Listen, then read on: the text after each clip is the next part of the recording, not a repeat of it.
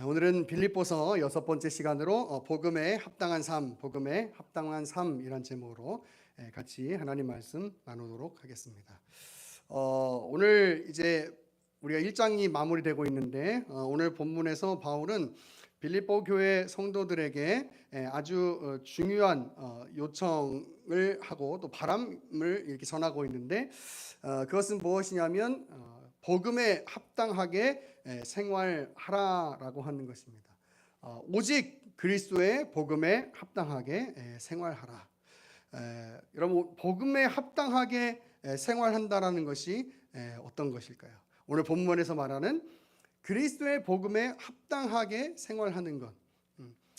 그냥 우리가 얼핏 알고 있는 그런 개념으로만 쉽게 이야기한다면 하나님의 말씀을 잘 지키면서 살아라. 혹은 예배를 열심히 잘 드려라. 열심히 전도하는 삶을 살아라.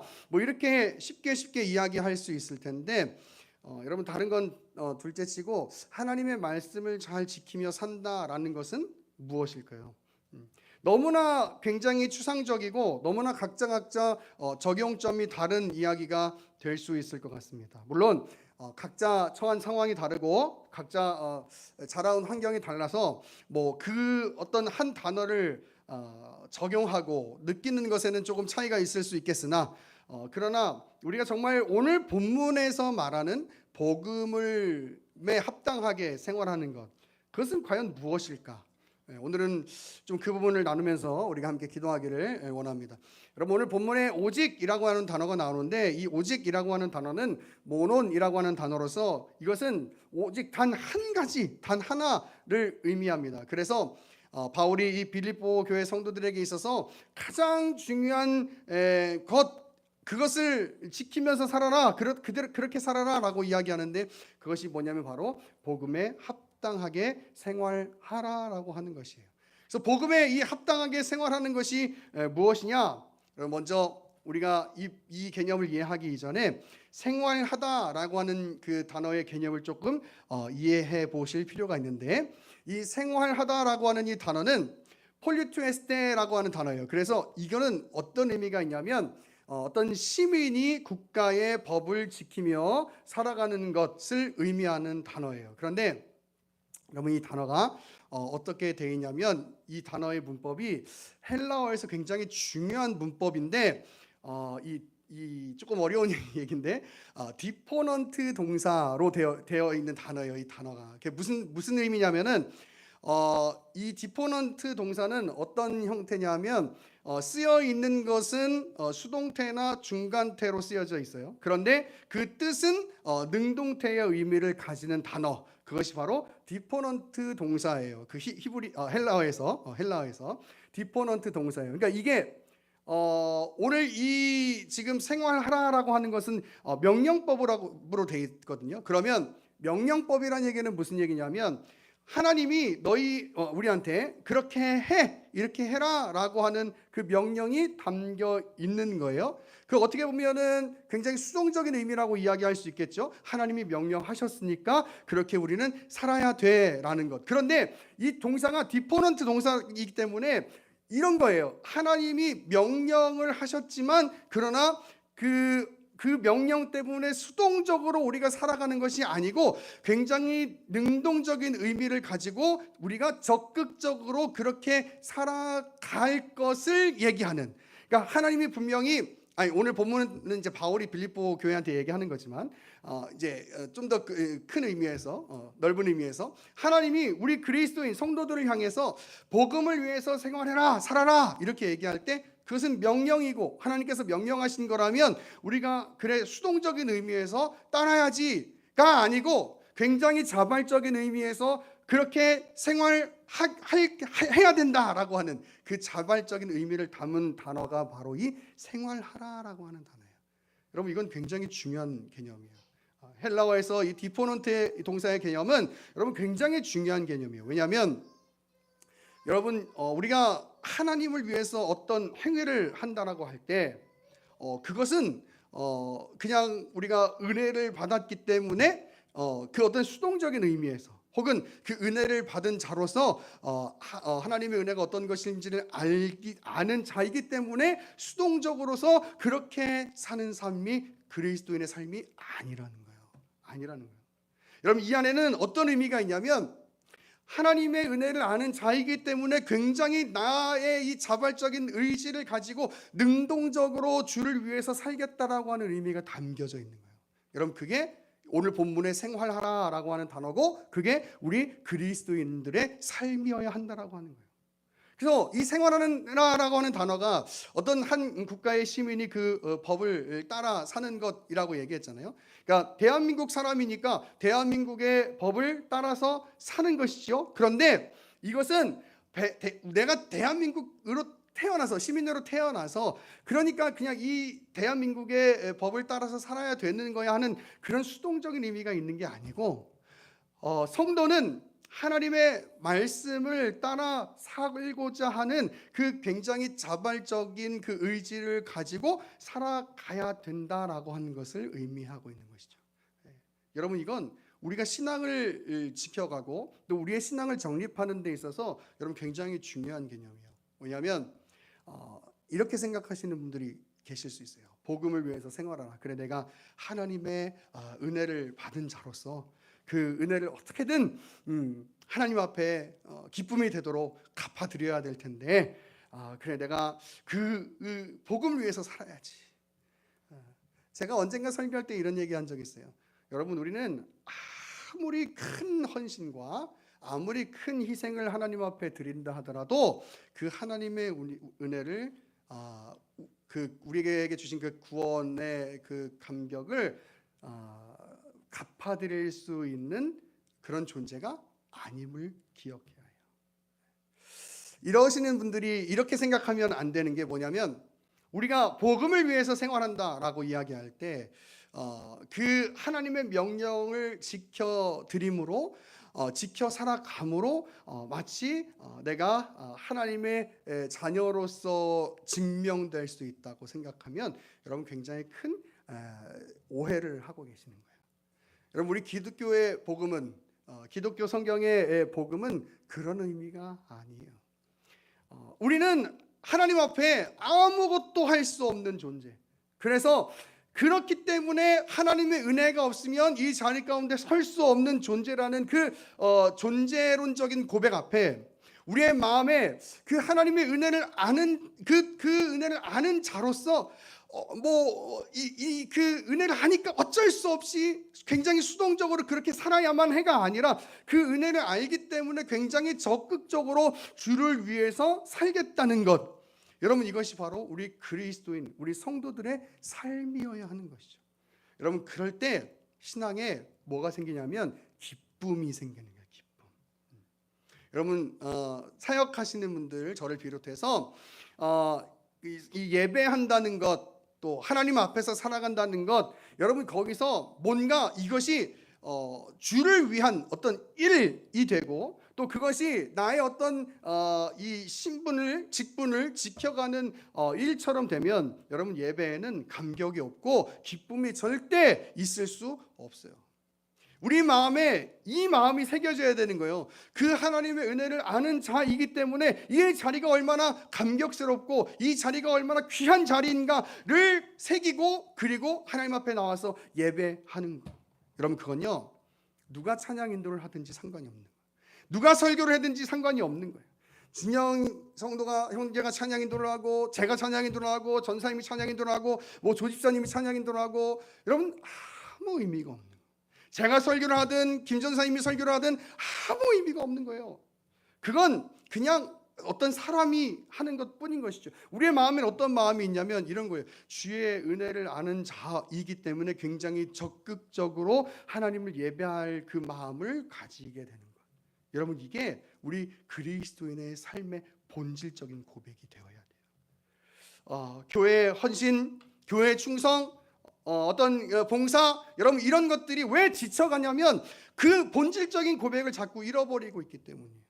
여러분, 왜 교회에서 교회를 섬겨야 합니까? 왜 교회에서 교사를 해야 합니까? 왜 교회에서 찬양팀을 해야 합니까? 그건 내가 하나님의 자녀이기 때문에, 그리고 그것들을 통해서 나의 어떤 신앙의 커리어나 또 어떤 신앙을 증명해낼 수 있는 일이 되거나, 혹은 그렇게 살아야지만이 내가 그 은혜 안에 있는 믿음 안에 있는 사람이라는 것을 드러낼 수 있는 것, 아니 나 스스로도 그렇게 인정될 수 있는 것이기 때문에 여러분 그 일을 하는 게 아니에요.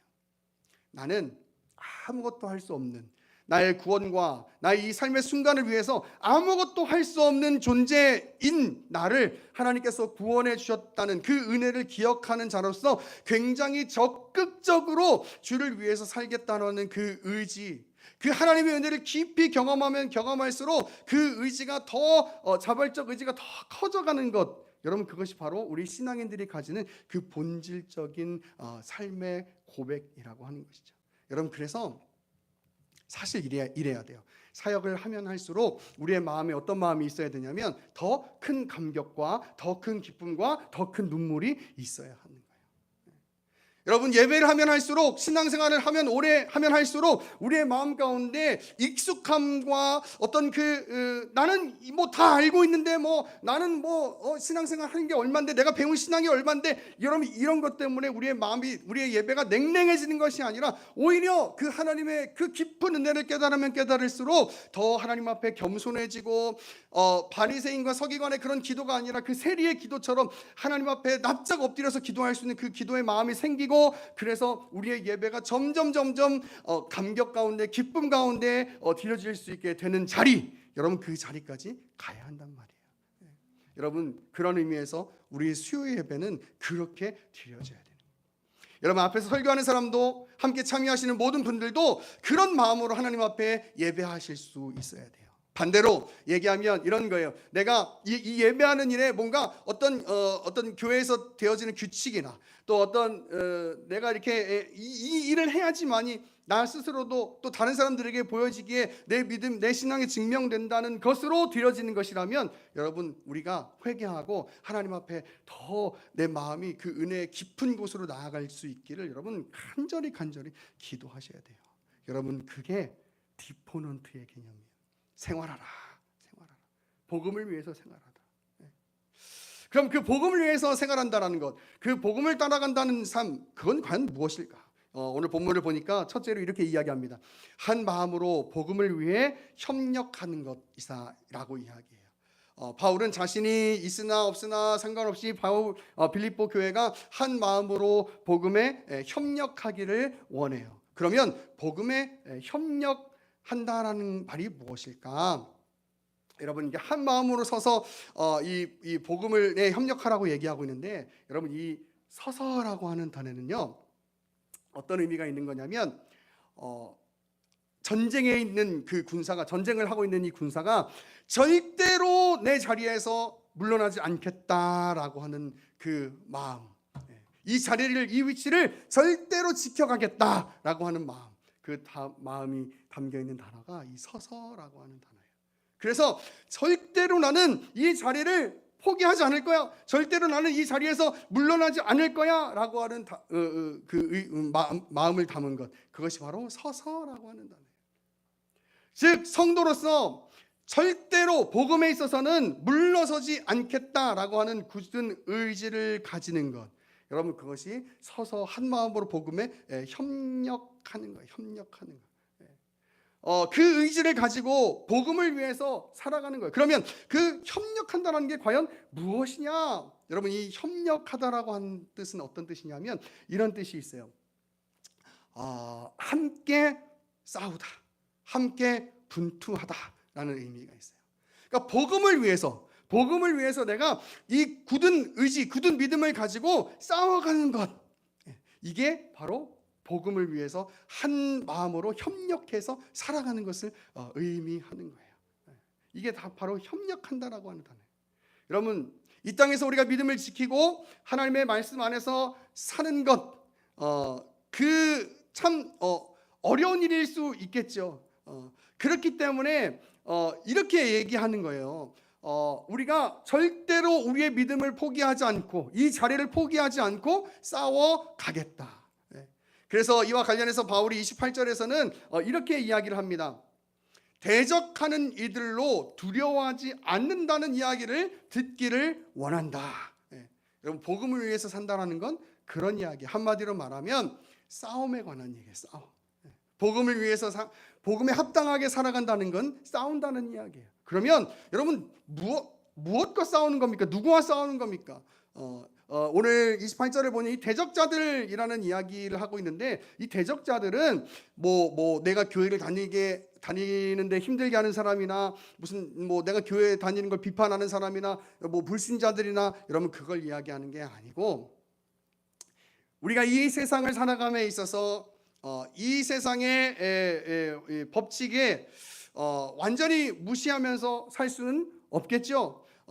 그런데 때로는 그 세상의 법칙 때문에 우리가 믿음을 가지고 있는 것이 굉장히 힘들고 두려워지고, 또 때로는 유혹에 빠지게 될 때도 있는 거예요. 그런데 그런 가운데서 우리는 믿음을 지키고 살아가야 된다라고 이야기하는 것이고, 그것이 바로 복음을 위해서 생활하는 자들의 모습이다라고 하는 거예요. 바울은 빌립보 교회 성도들에게 그런 이야기를 듣고 싶은 거예요. 어려움이 있지만, 힘든 일이 있지만, 그러나 복음의 사람답게, 예수 그리스도의 사람답게 그렇게 살아가기를 원한다. 그렇게 살아간다는 이야기를 듣고 싶다라고 이야기하는 거예요.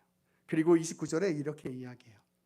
주 예수 그리스도 때문에 고난도 받는 것, 그것이 하나님께서 너희를 부르신 이유야, 이렇게 얘기하는 거예요. 이유야. 여러분, 이 싸움은요, 우리가 우리의 어떤 생활 방식이나 또 어떤 우리의 형성되어 있는 가치를 지켜가는 것이 아니에요. 오직 하나님의 말씀, 그 복음, 예수 그리스도 그 믿음을 지키면서 그 복음의 사람답게 살아가기 위해서 싸워가는 거예요. 믿음을 지켜가는 거예요. 이 자리를 포기하지 않겠다는 거예요. 여러분, 이것이 바로 복음을 위해서 살아가는, 복음에 합당하게 살아가는 자들의 모습인 것이죠. 제가 말씀 초반에 이렇게 말씀을 드렸어요. 말씀을 지키면서 살아간다는 게 어떤 의미일까? 각자 다 다르게 받아들일 수 있을 것이다. 그런데 우리 모든 성도들에게 있어서 동일하게 그 말씀을 위해서 산다, 복음을 위해서 산다라고 할 때 동일하게 가져야 하는 개념이 있어요. 그건 뭐냐면 고난이에요. 고난. 예수 그리스도를 믿는 사람들이기 때문에 이 땅에서 더 많은 것들을 가지고 더 많은 것들을 누리면서 살아야 돼가 신앙의 본질이 아니고, 이렇게 얘기하는 거예요. 복음을 위해서 산다는 것. 이 세상의 법칙 안에서 하나님의 말씀 가운데 산다는 것, 그것은 굉장히 힘든 일이야. 그 고난이 있을 수 있어. 마치 전쟁 같은, 그 전쟁에 참여하고 있는 그 군사와 같은 삶이야. 그런데 그래도 절대로 포기하지 않고 싸워가는 그 삶, 그 고난의 삶을 살아가는 것, 그것이 바로 우리 성도들의 삶인 거야 라고 이야기해요. 여러분, 빌립보서 1장을 우리가 쭉 공부해 왔잖아요. 바울이 1장에서 이야기하는 게 바로 이런 거예요. 우리 유명한 구절, 내가 사나 죽으나 주를 위해 사는 내 안에 주님께서 사시는 것이다. 이런 이야기들, 나의 간절한 기대와 소망을 따라, 이런 이야기들, 여러분, 그게 다 어디로 연결됩니까? 하나님을 위해서 사는 것. 그 바울은 이렇게 얘기하고 있는 거예요. 지금 내가 여기 갇혀 있잖아, 감옥에 있잖아. 너희는 그것 때문에 근심할 수도 있고 걱정할 수도 있고, 때로는 그것 때문에 나쁜 의도를 가지고 복음을 전하면서 나쁜 그런 어떤 행동들을 하는 그런 사람들이 있을 수도 있고, 그것 때문에 다툼이 있을 수도 있지만, 그러나 나는 아무것도 상관없어. 그냥 내가 감옥에 있든 풀려나든 나는 모든 것이 다 하나님의 나라에 이 초점이 맞춰져 있고, 나는 그것이면 충분해. 난 하나님의 나라의 일이 이루어지는 것이면 충분해 라고 이야기를 하고 있어요. 그러면서 마지막에 이렇게 이야기하는 거죠. 근데 그게 고난이거든. 근데 그게 고난이야. 여러분, 그렇잖아요. 우리가 하나님의 일을 감당하다가 더 어려움을 당하면 여러분 마음이 솔직히 좋을 수 있겠어요? 당연히 어렵죠. 낙심이 되죠. 실망이 되죠. 그런데 그게 복음을 위한 삶이거든. 그러니까 너희도 그렇게 살았으면 좋겠어.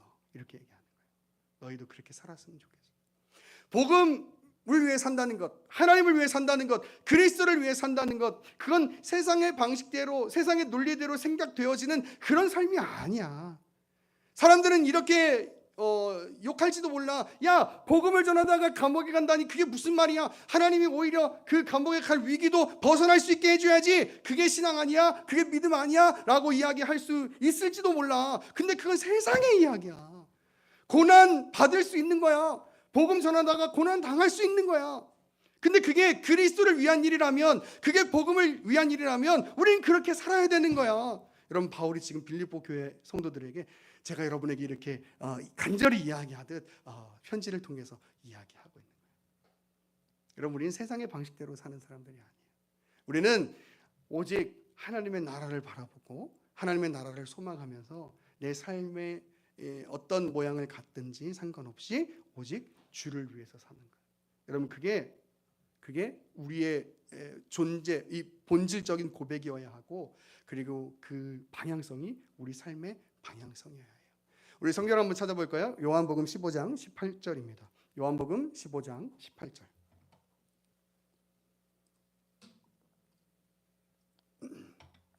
요한복음 15장 18절. 제가 천천히 읽어보겠습니다. 요한복음 15장 18절. 세상이 너희를 미워하면 너희보다 먼저 나를 미워한 줄을 알라. 너희가 세상에 속하였으면 세상이 자기의 것을 사랑할 것이나 너희는 세상에 속한 자가 아니요 도리어 내가 너희를 세상에서 택하였기 때문에 세상이 너희를 미워하느니라 라고 되어 있어요. 여러분, 복음을 위해서 살라는 것이 뭔가 좀 특이하고 이상하고 뭔가 그런 비상식적인 행동을 하면서 살라는 이야기가 아니에요. 오히려 저는 우리 신앙을 이렇게 정의하는데요. 잘 기억해 두세요. 신앙이라는 건 이런 거예요. 세상의 가치를 포함한 그 이상의 가치로 살아가는 거예요. 여러분, 그게 신앙이에요. 무슨 얘기냐면 이런 거예요. 모든 사람들이 일반 은총적인 측면에서 가지는 그 선함의 가치가 있죠. 윤리의 가치가 있죠. 그 질서가 있죠. 그것보다도 더 높은 가치, 그걸 배제하고가 아니고 그걸 포함한 더 높은 가치로 살아가는 것. 여러분, 그게 성도의 삶인 거예요. 세상 사람들이 사랑이라고 하는 것, 그 개념, 그 이상을 넘어서서 우리가 그렇게 그 더 높은 차원의 사랑을 실천하고 살아가는 것. 여러분, 그게 우리 성도의 삶인 거예요. 그것 때문에 때로는 속상할 수도 있어요. 그것 때문에 때로는 손해 볼 수도 있어요. 그것 때문에 때로는 내 삶이 부정되어지는 것 같은 그런 느낌이 들 수도 있을지도 모르겠어요. 그런데 더 중요한 건 설사 내 삶이 그렇게 세상 사람들에게, 아니 나 자신에게 그렇게 여겨진다 할지라도 우리는 그렇게 살아가야 돼요. 그게 복음을 위한 삶이에요. 세상 사람은 다 이야기해요. 바울에게 그냥 성경에 나와 있지 않지만 제가 이야기하는 거예요. 바울에게, 야, 복음을 전하면 하나님이 복을 더 줘야지. 감옥에 왜 가? 감옥에 왜 가? 기도 많이 하면 더 큰 사역을 감당해야지. 개척교회가 웬 말이야? 황영기 목사, 너 능력 없는 거야 임마. 세상에 갇히면 그렇게 이야기할 수 있을지도 모르겠어요. 그런데 우리는 하나님의 그 광대하시고 하나님의 그 우리가 측량할 수 없는 그 놀라우신 계획과 섭리 안에 우리가 있음을 기억하고, 이것이 정말 감옥에 가는 것이, 세상 사람들은 다 인정해주지 않는 그 길을 가는 것이 복음을 위한 길이라면 여러분, 그 길을 가는 거예요. 그게 우리 성도들의 삶이에요. 복음에 합당하게 생활하는 삶이에요. 성경은 이야기하죠. 넓은 문으로 들어가지 말고 좁은 문으로 들어가라고. 세상 사람들이 다 인정할 만한 그것이 신앙의 본질인 것처럼 이야기하고, 그래서 어떤 물질적인 부와 또 어떤 권세, 어떤 세력의 힘을 키우고, 그게 아니고 좁은 길로 가라고. 사람들이 인정해주지 않는다 할지라도 그 길을 가는 것. 그 길이 여러분 복음을 위한 길, 복음에 합당하게 생활하는 삶인 거예요. 여러분 저는 뭐 하나님께서 우리 교회를 앞으로 어떻게 이끌어 가실지 모르겠지만 적어도 우리 교회 안에서 예배하시는 분들은 그 길을 소망하고 그 길을 갔으면 좋겠어요. 설사 그 길을 가다가 마음이 너무 찢어지는 것 같아서 눈물 나고 아프고 고통스러워도 여러분 그 길을 갔으면 좋겠어요. 여느 사람들처럼 돈이 얼만데 내 커리어가 얼만데 여러분 이런 거 따지면서 세상 사람들처럼 그렇게 계산적으로 살지 않고 그냥 하나님께서 나에게 허락하신 자리, 그 자리 오히려 더 좁은 길이고 오히려 더 고난의 길인 것 같이 뻔히 그렇게 보인다 할지라도 그것이 복음을 위한 길이라면 여러분 그 길을 갈 수 있었으면 좋겠어요.